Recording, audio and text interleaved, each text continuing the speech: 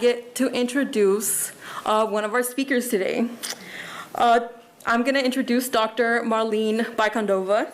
Marlene is the Director of Positive Youth Development in San Bernardino City Unified School District, where she leads in the areas of expulsion, suspensions, attendance, and bullying.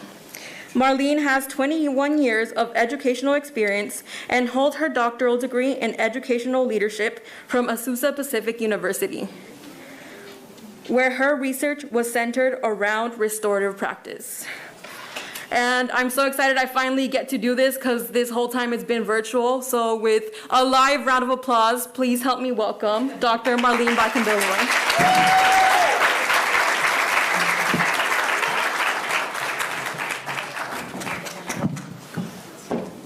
Good morning. Okay, I am loud. I'm not sure if, am I loud enough without the mic? Okay, I might be able to do this. So I'm tinier, right? But tiny people can be loud, just in case you weren't sure. So again, my name is Marlene Bicondova. I am the Director of Positive Youth Development. Does anybody else feel like they went to church this morning with Dr. Reverend Lee Johnson? So I grew up in church, and I wanted to be yelling amen and hallelujah. So I just really appreciated his story. And what's interesting is that the strategies that I'm going to share today, or the strategy that we use in San Bernardino, really is about calling in. So we're calling in students, and we're getting students to strategically help other kids not get bullied in the future. So I want to know if you can relate to a few things that I'm going to share. Now, I know we're not all educators in the room. Let me see, who's in education here? Okay, we have enough of you. So even in your experience, even for the high schoolers, thank you so much for being here. I want you to tell me if you can relate to any of these statements. So the way we'll do it here is, how do I go forward on this thing? Sorry, this is not what I'm used to. Big old green button. Just hit it once. Okay, let's see. All right, so if you can relate to this statement and at all, you're going to put your hand up just as a 1, right? This will symbolize a 1. This will be a 5. Yeah, that's me. I've lived that life. And somewhere in between, just kind of tell me if you can relate to any of these statements. So here's the first one. Parents at my school call everything bullying. So for those educators, okay. See the if you guys look, the educators in the room, they're like, right? That happens. So any little thing happens, conflict happens, they call it bullying, unfortunately. Try this one. My school site did 5 to 10 different things, and then the parents of the bully kid actually said the school did nothing. Okay, so see the educators in the room. Oh my gosh, right? Okay, so I'm going to share my stories. You're going to hear, Reverend talked about the stories. I have stories too that I'm going to share with you. So I suspect that some students are being bullied, but they are afraid to tell. So can you relate to that? Right, the high schoolers, thank you. Yeah, okay, got some 5s in the room. And then this one, sometimes students will stop bullying one kid, but then they will turn around and bully some other kids. Does that happen? Or have you seen that happen? Yeah. Okay, I got some 1s over here, some 5s. Thank you. Okay, so I share this because I will share that being in 21 years in education, I was 6 years as a vice principal in middle school, of all places, 8 years as the principal of the middle school, and I had tons of experiences with bullying, unfortunately, right? So I'm going to show you, this is my yearbook picture in my 4th year as a principal in a middle school in San Bernardino. So here's my yearbook photo. And I show this because I was drowning. This was the year, I've had bullying cases before, never really felt good about the way we solved it, right? Just wasn't, didn't really repair the harm, didn't really make things right. But maybe we got the bullying to kind of stop, or maybe we didn't. Maybe we just didn't know it was continuing because the kid didn't want to tell us what was happening. But in this year, I had this really devastating case. So I had a little girl named Tara, and her mom walked into my office. We had a meeting. Mom walked in, very angry mom, and right away kind of started laying into me and telling me, you know what? My daughter is being bullied at your school. This has been happening all year long. She said, I have met with your counselor, with your vice principal, and nothing has been done. And I'm thinking, that doesn't sound like my counselor, my vice principal. I wonder why she's saying this. So I'm listening to her story. She says, my daughter now wants to take her life by suicide. She is on a 72-hour hold at Loma Linda Hospital. And if my daughter harms herself, guess what? I'm coming after you, because I'm the principal. I'm 100% responsible. So I'm sitting there taking this in, and she says, today is Thursday, but on Tuesday, guess where I'm going? to the board meeting. And I'm bringing cameras with me, I am bringing the newspaper with me, and I am taking all of you down because you guys do nothing about bullying. So I'm mortified, and I tell Mom, my goodness, I am so sorry to hear this about your daughter Tara. This should not be happening at my school. I apologize. Please give me some time. I'm going to meet with my team. We're going to strategize. We're going to fix this, I promise. So Mom leaves, I go meet with my vice principal and my counselors, and I'm like, hey guys, what happened? Why is this mom saying we've done nothing? They just look completely frustrated. So what they proceed to tell me is there are 3 girls, there are a few more, but 3 main girls bullying this girl named Tara. And what they said is, look, Tara, she's been called names, she's been kicked, she gets kicked in the hallway. They have nicknames for Tara, she's really tiny. Tara has some health issues, so she's really kind of the target of all the bullying. So sadly, Tara's just really spiraling out of control and she ends up in the hospital. So Mom knows this, and I tell Mom, like, goodness, you know, what Mom tells us is that the 72-hour hold is there because she cannot take her medicine. Mom thinks she's going to take her life with the medicine that she's supposed to take to stay well. So now she can't even take her regular medicine. Can you imagine that? So now Mom took medicine away, she's in the hospital. So my VPs and counselors say, but we tried everything, what else are we gonna do? And so I'm like, I don't know. You know, what did you try? You know, they say we suspended those girls. Does that sound familiar? We did a bullying contract. Does that sound familiar? Yeah. We told the girls to stay away from each other. You're gonna stay, you don't go near that girl, we're gonna watch for you. Does that sound familiar? Right, okay. So we did all these things to try to stop the bullying, it wasn't working. Mom goes home, I'm sad, I'm like, the weekend comes, and I'm just like, oh my gosh, what am I gonna do? Lucky me, I have this amazing counselor. Monday morning she walks in and she hands me this book. And it says, it's called Safe and Peaceful Schools by Dr. John Winslade and Michael Williams. And she says, hey, I remember reading this strategy in the book. She said, chapter 9, it sounds really weird, but should we try it? So I grabbed the book, I read chapter 9, and I thought, yeah, this is weird. This is a weird strategy, but I want you to try it. And I told her, you know, I want you to try it not because I really think it's gonna work, but I want you to try it because I wanted one more list of things to say that I did and tried when Mom says I did nothing. So when the newspaper or the lawyers come knocking because Mom's gonna sue me, I wanted to say, yeah, I did all these things, bully contracts, I did suspension. You know, we punished the heck out of those girls and it wouldn't stop. And we also did this really weird restorative intervention that we found in a book. And so Cindy Holly, my counselor, who's amazing, went off and did the strategy. And so she met with Tara, and Tara at the beginning, she said, can you rate the problem, 0 being there's no problem, 10 being the biggest problem ever? Tara rated the problem a 10. She said, absolutely, this is like the worst thing happening to me. So Cindy Holly began the intervention. And each week, as part of the intervention, she'll ask Tara, hey, how's the problem now? Is it any better? And Tara will give us a new number. How's it going? Is it worse? Is it better? So a week later, she begins the intervention with her. A week later, Cindy comes back to me and says, hey, Ms. Bicondova, guess what? Tara rated the problem an 8 now. So she went from a 10 to an 8. And I was like, okay, that's some progress, not great, but keep going, keep the strategy going. So my counselor keeps the strategy going. A few weeks after that, Tara rates the problem a 6. And so I'm like, oh good, oh my goodness, keep going, that sounds better, right? A few weeks after that, Tara's rating it a 2. Next thing I know, Tara rates the problem a 0. Not only does she rate it a 0, when we interview her, we say, what are the differences between then and now? She says, kids are smiling at me in the hallway. Kids are asking me to eat lunch with them. Kids are, she said, the kids are no longer calling me names, but they are also calling me their friends. They're asking me to do things. In class, we grade papers. There's just a lot of little details that she tells us about her story. And it's incredible. So we use the strategy, and it has to do with students, so I'm going to share what it's like in just a little bit. So the girl rates the problem a 0, and I meet with Tara, and I'm shocked. I'm like, who is this little girl? She went from this very withdrawn, very sad victim to being this amazing little girl who smiled and came to school happy. We call mom, we tell her, oh my gosh, Tara rated the problem a 0 today. Mom is thrilled. Mom is excited. Mom's like, yeah, I can't believe this strategy worked. Thank you so much. I'm so happy. She's changed so much at home. Thank you for the work that you're doing. So I tell Cindy, I'm like, wow, that was amazing. I'm glad you did that strategy. Now, that didn't end there because I had so many more bullying cases that came up.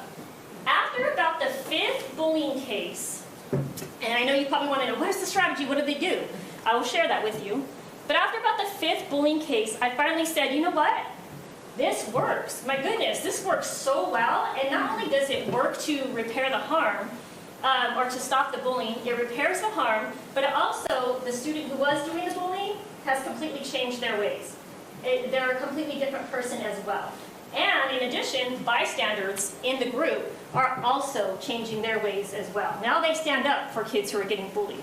So, what is it that I had tried so many times through all my years in education? I had been Googling, how do I help bullying, right?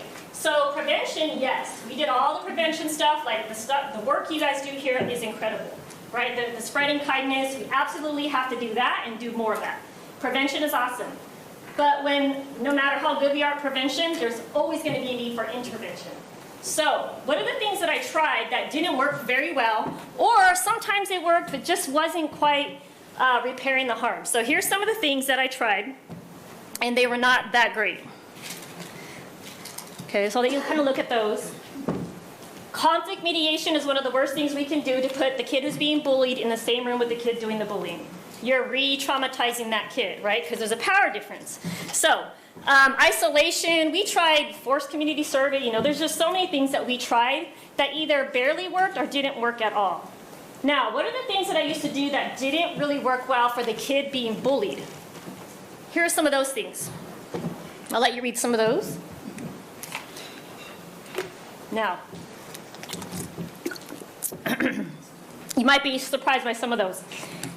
We hear all these messages, stand up for bullying, right? Stomp out bullying. Now the message can sometimes be construed as telling kids to be more aggressive. And then what ends up happening is kids who get bullied often become bulliers when they are later on. So instead of telling kids to stand up for yourself, it causes a problem. I have a kid who was really tiny, getting bullied, had a lisp, and he tried to stand up for himself because that's what his parents told him to do.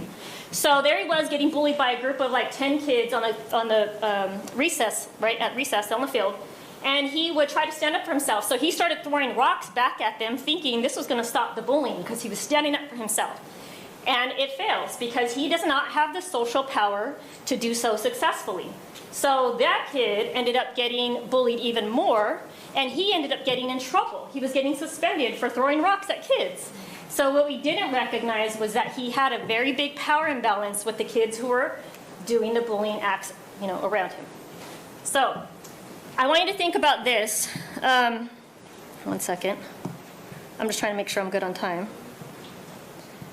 So here's some things that did work for our district. I'm going to share the story in just a second. So we had to get on the same page as what is bullying. So for us, bullying is RIP. So repeated or pervasive. The act is intentional, right, and impactful. Really made an impact on the little girl I told you about. And then power imbalance. The little girl had a definite power imbalance socially and intellectually with the kids that were bullying her. So that qualified as bullying for that little girl. So in my district, we have to get everybody on the same page. Because why? Parents keep saying, it's bullying, my kid's being bullied, right? So sometimes it's often actually conflict. So we use a different intervention in our district for conflict now, and we use the undercover teams for bullying, which I'm going to share in just a second. Now, we also have this amazing chart that really helps, and if you email me, you can have a copy of it, no problem. We use this with parents and with staff members to really understand what is the difference between someone being rude, mean, conflict, and bullying. The big difference between bullying and being mean and conflict is really that power imbalance. So we're always trying to teach that to our staff, our students, our parents, anybody who will listen, we teach the definition to them. Now, what on earth is this strategy that I'm talking about? It is called the Undercover Anti-Bullying Team. So it sounds odd. Undercover Anti-Bullying Team. So I'll share a story and explain the process through the story. I had a girl named Sarai. And mom came in one day, kind of these stories start the same. Mom came in really angry at me saying, my daughter's being bullied. She's been bullied since 6th grade. And in 6th grade, mom had to move her twice. And now she's at my school in 7th grade, 3rd month in, getting bullied again. Okay, so Sarai, I go and I meet Sarai. Sarai's a bigger girl. She's very unkempt. She doesn't take time to do her hair necessarily. She has stains on her clothes. She's just kind of like this happy-go-lucky girl, typically. And kind of gets kind of messy, right? So she's being targeted for those reasons. Sarai's mom's angry. Like, I don't even know what to do with you schools anymore because you guys do not solve our problem. Kids are getting bullied, you're not doing anything about it. So I tell mom, no worries, mom. Guess what? We have this amazing strategy. And we're going to teach it, we're going to use it for your daughter. I explain the strategy from beginning to end, and mom says, okay, let's do it. So this is what we did. We meet with Sarai, this is what we did. We went to Sarai and said, okay, rate the problem, Sarai. And she said, okay, this is a 10. Definitely a big problem in my life, right? And we said, okay, Sarai, write down the story. So Sarai begins to write her story. Give us this really story. How do you feel at night? What's it like at school? What are they doing to you? Just really tell us what is happening. So Sarai says in her story, I go home at night and I cry. At school, I have no friends. They're calling me slob, Miss Piggy. In the hallway, they push their shoulder into mine. They laugh. They think it's funny. In class, no one will sit by me. No one will help me with my work in class. It feels really lonely. And my mom cries sometimes too because she sees that I'm really sad at nighttime. So she writes this story down, and we say, okay, Sarai, now we need to create what we call a team. And they're going to be undercover agents working on behalf of you. But first, we need to know who are the top 2 students who are doing most of the bullying. So we get those 2 names of those kids, and then we say, okay, Sarai, now we need the name of 5 kids who are influential in your classes around when the bullying's happening. Who are these influential kids who do not bully others and who do not bully you and are not bullied themselves? Can you give us 5 names? So Sarai gave us 5 names. Great, we have now a list of 7 kids. So we say, Sarai, we're going to get the team started. Please go to class. Sarai goes to class. We call these 7 kids out into a room. And we say, hey, welcome, guys. You guys are identified as the most influential kids in school, and we need help with the problem. And me, as the principal, and the counselor, Miss Holly, we need to know if you're willing to help us solve an issue, because we as the adults are not powerful enough to stop it. But you as the students are. And so the students go, yeah, right, we got a lot of power. Yes, we are the most popular kids in school. We can fix this. No worries, Miss Bicondova, we got you. So we say, okay, we're going to tell you a story of a student being bullied at our school or having some problems. And we want to see if you guys are willing to help. Now remember, in the room are the influential kids, but also the 2 kids who are doing the most of the bullying. So they're sitting there at a table like such, right? And so not me, but Cindy Holly, the counselor, begins to tell the story without her name. So they're reading the story, I go home at night, I cry, I'm lonely, nobody helps me in school, they don't ask me to lunch, where I sit by myself. So it's really, really sad story. So then Cindy said, hey guys, tell me, at the end of the story, tell me what do you think about this? And of course, the influential kids, the popular ones not doing bullying right away. Oh my gosh, I can't believe this is happening. How's this happening at our school? Like, oh, we got to help this girl. So we go around the room and ask, what do you think about what's happening to this young lady every day? So then we say, okay, Cindy asked them one by one, would you be willing to be an undercover agent working on behalf of the principal and the school and the adults and help this young lady? So we went around the room and said, or went around the table and said, would you be willing to do this? And so they said, one at a time, yes, I will do the work. Yes, I will do the work. I will do the work. So all 7 kids agree. Now the kid who's doing the bullying, imagine what they're sitting there thinking, like, oh shoot, they're talking about me, right? They're like, so sometimes they do this. They're like, okay, yeah, I'll help, right? So they're not saying anything because the power in the room is the power from the positive kids, like these ones sitting here, right? They're so much more powerful than the adults were. We suspended these girls. We called all their parents. We begged them to stop bullying. But now they're agreeing to help the girl they're bullying because there's 5 influential kids in the room saying yes. And they just, for the first time, keep this in mind, you know, Linda just talked about building empathy. This is the first time the girls doing the bullying realized the effects of the problem, realized how much they were impacting Sarai. Like, oh, I didn't know I was making her cry at night. I didn't know how she felt. That's the first time that they've heard this. So after they all agree to do the team, we reveal who the name was, right? We say, hey, guess what? It's Sarai. So they're like, and all the kids who weren't doing the bullying are kind of like, They're looking at the kids who do the bullying, right? They're like, we know what you were doing, right? So sometimes they out themselves, sometimes they out each other, but it doesn't matter. What we say is, it doesn't matter what happened before. Guess what? We're just asking you if you are willing to be a part of changing someone's life for the better.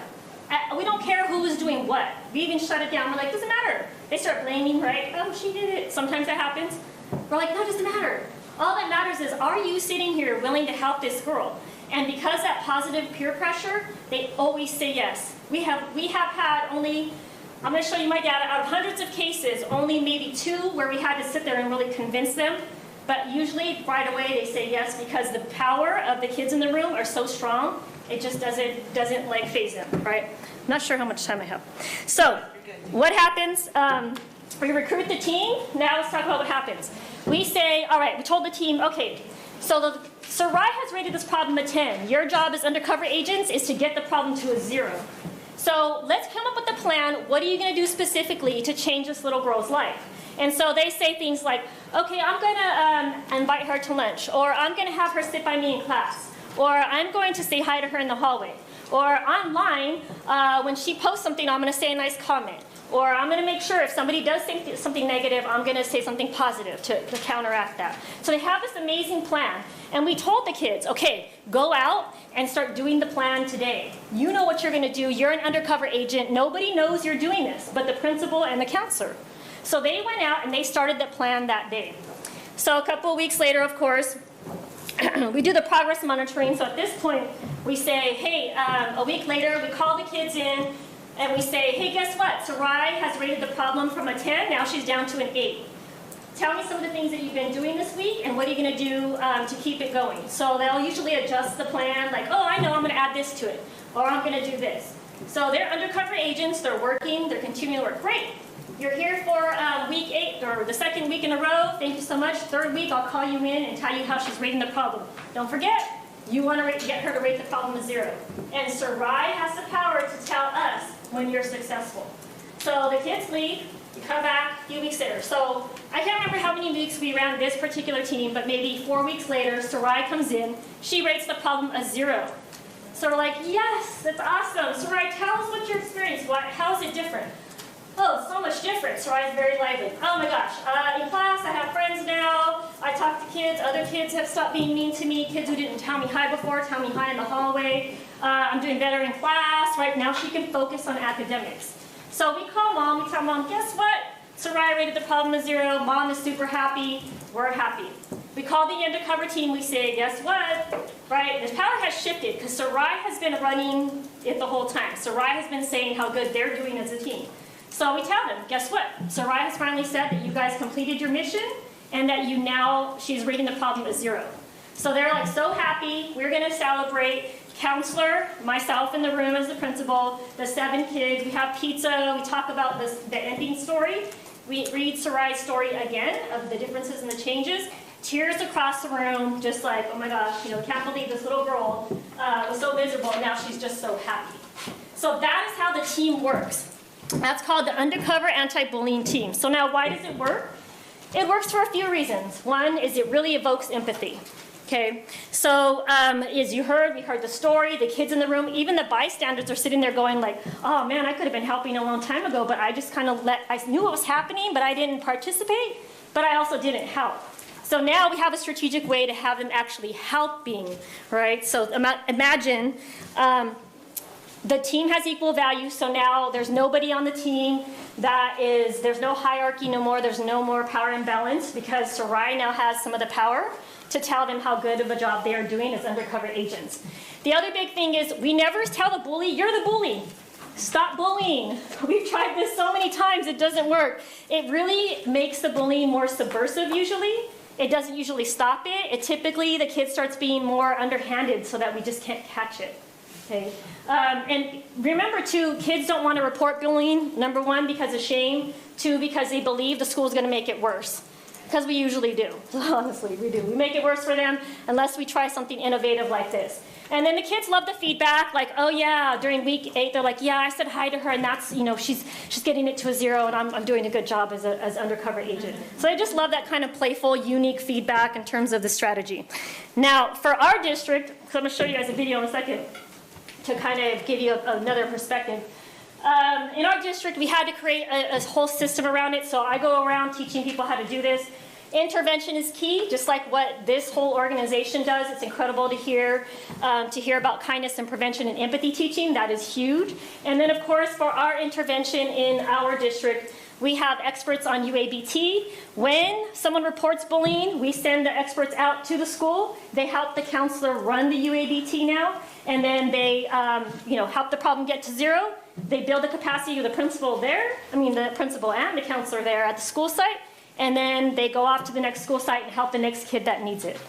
So let me show you, this was our data as of October 1st of this year. Mind you, we had a year of online distance learning, so during that time we only ran 6 teams that were all virtual because kids were getting bullied online. It works incredibly well online, just as much as it does in person. So on October 1st, we had 393 reports of bullying. So that means that not all of them were actually bullying. Out of all of those, 122 were actually bullying. So what we have is the rest of them, most of them were conflict. Conflict. So we actually use a different restorative strategy that's amazing for conflict. It's called the restorative mediation process. It's amazing. So we solved those issues in a different way, but we solved them. And then we had 122 bullying cases. So we ran 113 undercover teams as of October 1st across our 77 schools. So there's some all over the place. There are way more happening because we have 14 schools with counselor experts that do it without us. They don't even need our services anymore at the district level, which is awesome. We want all 77 schools to be this way. And we had 110 successful. On October 1st, we had concluded 110 of them, and we had 3 in progress on October 3rd. So 100% success rate every time we have run one of these undercover teams with the help of the students, right? They're the ones who make it work. Without them, it just doesn't work. So we had 110 successful, 100% success rate. We haven't had one fail yet. When we have one, we think, like, this isn't working. We go in, we look at the case, we adjust the plan, we figure out what we're doing wrong, we fix it, and it always works. So imagine how many lives have been saved across the district, everybody running these teams all over the place. How many kids, so the bystanders that are in the team, how many kids who are doing the bullying have changed their lives as a result of this very unique experience that they had at school. So it's an incredible process. It's amazing to watch happen. I did not invent the strategy. Undercover anti-bullying teams were happening in Australia and New Zealand back in the 1990s. Then Dr. Winslade and Michael White were 2 people who took it from its original state and added narrative therapy. If any psychologists are in the room, I'm going to look pretty bad right now, but narrative therapy, they took some of those components, thank you, Norma, and added it to the strategy, and they adapted it. Then, turns out, Dr. Winslade was a Cal State professor. So I ended up meeting him after I was already starting undercover teams and getting to work alongside him with some of this work. It's been amazing to have him. He now moved back to New Zealand. So his predecessor became my coach at my school. She works for the district. We call him, I don't know, we call her predecessor. So his mentee, I would say, she is probably the biggest expert in the entire nation on undercover teams in the United States. That's what we have been told, anyway, by the 2 authors. So we meet with them every once in a while. They are incredible inventors. They've done amazing work. And Michelle has even adapted it even more in terms of the strategy. So it's incredible to see. And what I'm going to show you right now is, this is a video, and hopefully it does work. This is a teacher who said, do not come to my school, or do not come to my room and run an undercover team. Because she had this really severe bullying case. She said, don't you dare do it. And so this is her after we finally convinced her, let us run the undercover team. So we got her on video. Admittedly, the video kind of sucks in terms of the sound quality and the videography. You're going to look like, that's pretty bad, right? It was before we had all our fancy equipment, so please forgive us. But you can still hear her and really hear her story. We didn't want to re-record it because you hear her emotion in this actual clip that we captured. So we'll play this for you now so you can hear her story.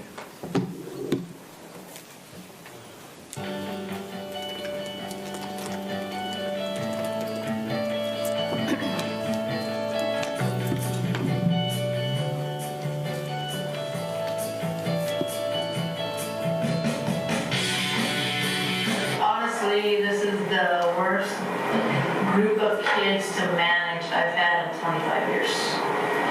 So they're rough, and the reason they're rough is because they have no problem saying negative things to each other and blurting them out in class, across the room and everything. And they would even attack me in negative ways, and that's never happened in all my 25 years. So it was a pretty toxic environment. And I worked hard at it for 6 weeks, and it was getting better, but I noticed that they were targeting one particular student as overall, and they still thought that was okay. And it would be when they were out of my reach. So I noticed when they were walking out the gate, they would surround him and trip him or point at him and laugh at him. And then I can't be over there at that gate and doing my duty over here. So then I would talk to them the next day. Of course, nobody knew anything about it. It was a pretty difficult situation. And I felt like my job was to protect that child at all costs. So I was actually taking some of my lunchtime, other times to just be near him as much as I could. I was letting other adults know. But the fact that they thought they could get by with targeting this particular child, it kind of kept that toxic environment in my classroom. And to the point in transition, they would say, hey, what's up? And just give them a look, and I'll sit down quietly, follow the directions, but the damage has been done. Or this particular child would sneeze or cough, and they'd say, oh, you're gross, stop it.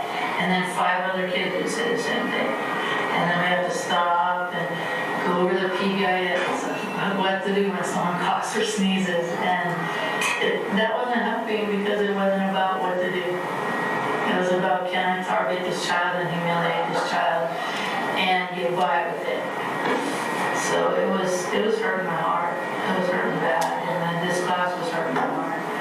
And the calmness that I usually create and the peace in the classroom, it wasn't happening.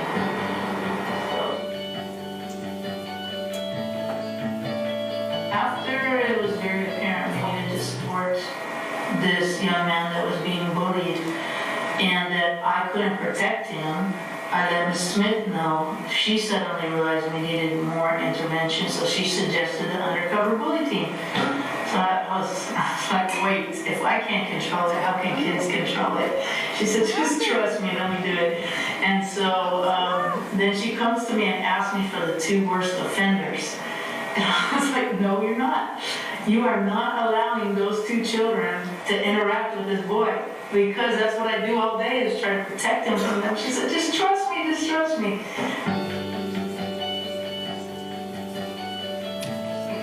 So I trusted the process, and very quickly, like within 2 or 3 days, I noticed a difference. Once the whole team got set up, I noticed a calmness when they entered my room in the morning, the whole group, the whole class. Because nobody's like saying things to each other, they're just coming in and being calm.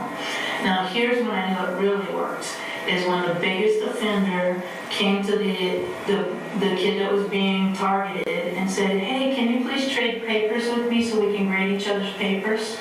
So instead of the target being like, I can't be around him, I can't touch him, now it's like, hey, let's work together and help each other in math. That touched my heart. I'm like, wow. I couldn't believe that happened as fast as it happened. And now I can say during my homeroom period, there's a whole calmness. There's not the blurting out, there's not the meanness, there's not the across the room talking, and it all came from this undercover bullying team being committed to protecting. And it transferred, because I know they were bullying other kids I didn't probably know about as much, but it just transferred to the whole room. And now we can work together as a class when we can be kind together. Just an amazing difference. And to see that the target child, how happy, he's smiling now. He's coming, he's enjoying it. His grades are actually getting better. He's asking me for help. It's just amazing. And the two target children, their grades are actually slightly better. It didn't fix everything, but it did get them calmer and more focused. The ones that were the biggest bullies. So I have never seen an intervention like this before. How well it worked with children. So I'm a big believer in undercover bully teams, and I really appreciate and grateful for that being implemented.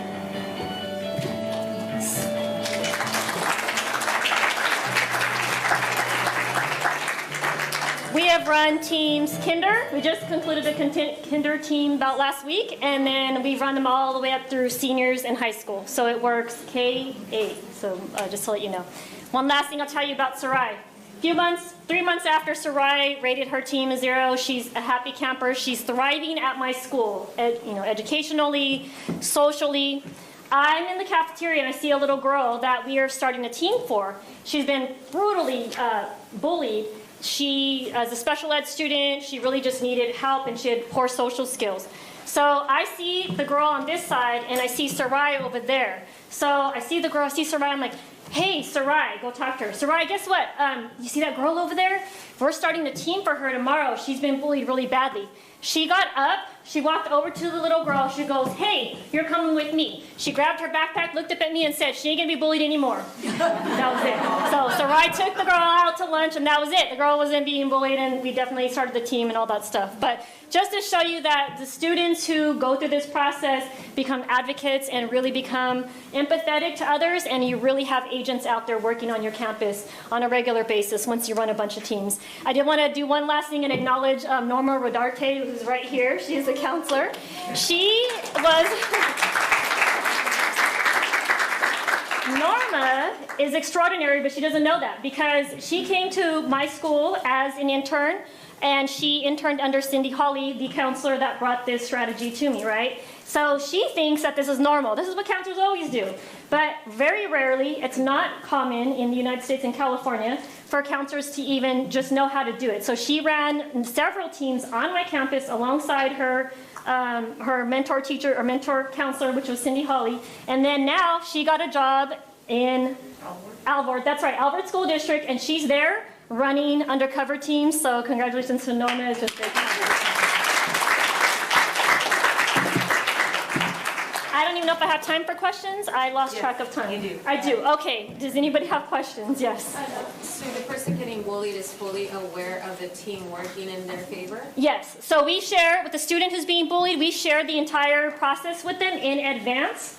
And this is what we often have to do because they have told administrators in the past and it's gone horribly wrong.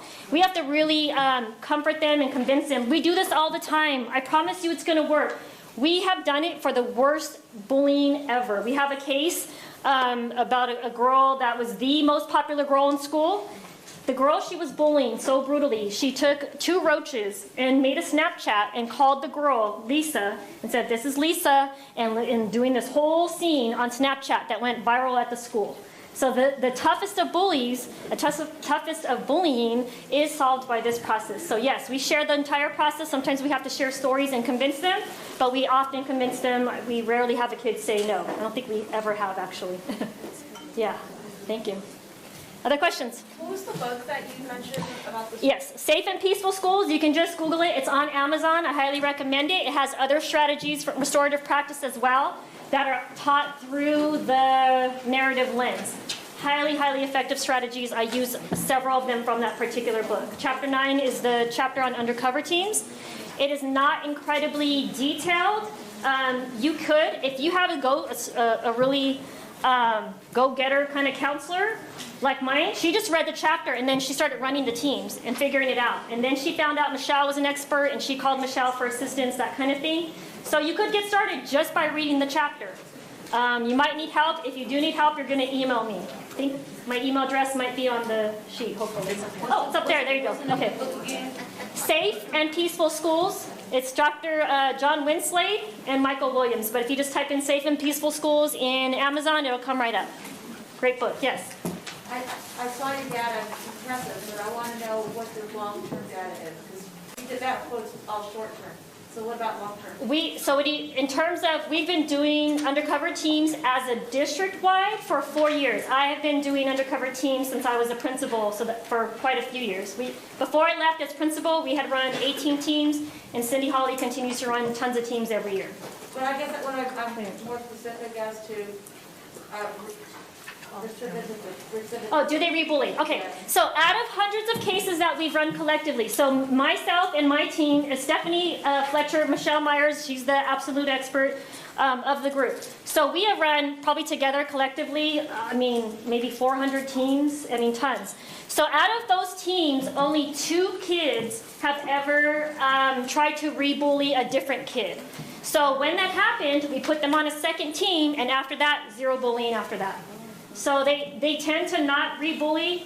If they do, we didn't panic. We just said, all right, let's put them on another team. Maybe they need to build their empathy some more. And it really, after the second team, zero problems for that kid for the remainder of their time in San Bernardino. Thank you. Good question. Question? Does the process in any step of the way need parent approval? We keep parents informed the entire way, yes. So we talk to the parent in advance. We tell them what the strategy is. We say, hey, in San Bernardino, we use a very unique strategy that is highly effective. We'd love to help. Let me share with you what this is like. So we share the entire process, and then we tell them, we're going to check in with you along the way. And you're going to see when your kid rates it lower, you're going to feel better and better. And we even tell them, check in with your kid, see what's different. Because right away, the next day after we start the team, that day or the next day is right when they start seeing the differences. So it keeps them calm once we start the team. We're like, as long as I can get the team started, they will know that something is happening. Yeah. What about the parents of the offender? So we don't blame and shame at all. So we don't even tell them they're offender, because what we're saying is, we don't care what you did in the past. What we're saying is, you heard this story, are you willing to help? So all we do for all the participants, we send them a letter home saying, hey, your child was identified as an influential student who has been invited to participate in an undercover project, and this is what it is. So we just send them a letter, and the parents, we've never had a parent say, no, you can't be a part of that. Most parents want their kid to do something awesome for a kid that needs help. Yes, one time we had a parent question it, called, we explained what they were doing to help this kid being bullied. Doesn't matter if they're the kid who was doing the bullying or not, we just leave that alone. Does that work? Question, yes? Yeah, oftentimes the bully's not, they're not noticed, so how do you target those being bullied? So it does have to be reported. So what we did find, though, is in a school community, if you run a few teams, they will come and tell you when they see somebody else being bullied that's too afraid to report. So it also helps in that manner as well. Yeah, good question. Yes? Have any of the undercover agents ever declined to help? We had 2, the year before COVID, we had 2 that almost tried to say, no, I don't want to be a part of this. One of them, she said, it's because I don't want to be her friend. And we said, we're not asking you to be her friend. We're asking you to change her experience and to help her, with this particular issue. So then she agreed. Another one just took a lot of convincing, but we convinced her to join. Yeah, so it's very rare because the power of the influence of the kids in the room absolutely is life-changing. Yeah. Okay. Other questions? Might be out of time. All right. We're good? Yes. How did that work with Kinder? Explain. Yeah.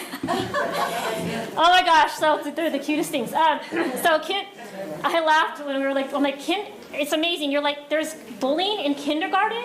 There is a social hierarchy, because the counselor tried to say, oh, we don't have the influential kids, it's just kinder. And we're like, no, they already pick up on a social hierarchy. We asked the teacher, who's the popular kids? Oh yeah, I can tell you, da da da da da. Those are the popular influential kids in kinder.